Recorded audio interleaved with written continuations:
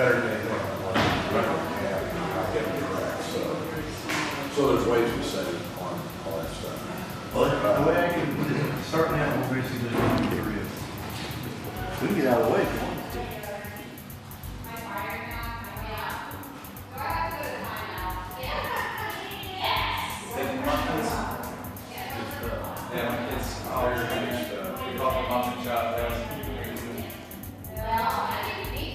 Hi, my name is Brady Scott and I'm an artist from Hutchinson, Kansas, and I work a lot in airbrush and large-scale airbrush murals, but I also really like to have a strong base in drawing and in other traditional mediums. I also do graphic design, and I like to kind of fuse those mediums together and do some traditional and then scan it in and do some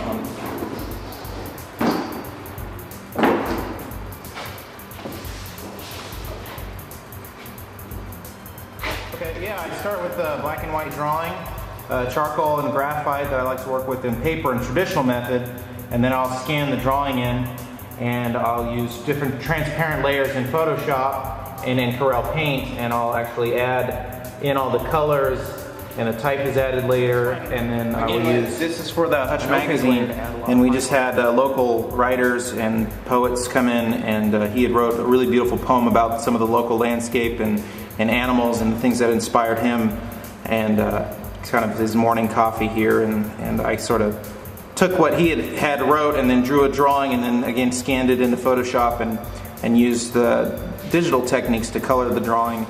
And this piece was inspired by Buffalo Bill, and just watching the Ken Burns series on the West. I spent hours watching that show and was just inspired by all the great leather work and everything that was on the saddles, and he was such a bright character. And I liked the old black and white photographs where they had toned the cheeks and sort of a rouge color. I think that was a style back in the day, so I sort of used that. And I love doing hand lettering. These are supposed to kind of represent an old neon sign. This was just inspired by the Kansas landscape, and also just there's so much on the internet now with visual imagery, and I've just really been getting into a lot of classic graffiti lettering and some of the street art techniques that people use. And as an airbrush artist, I think it's fun to use some of those same techniques that people use with spray cans with the airbrush. And I like mixing this sort of realism and then mixing in some of these abstract techniques. This piece is a charcoal piece, and it's actually a photograph of an old chief, Native American. And I love old photographs. I always remember looking at all the old photographs. Thought it was boring, so we put some flames on it, and had a buddy of mine who also works with me in the sign industry, and he paints signs full time, which is pretty much like painting cars.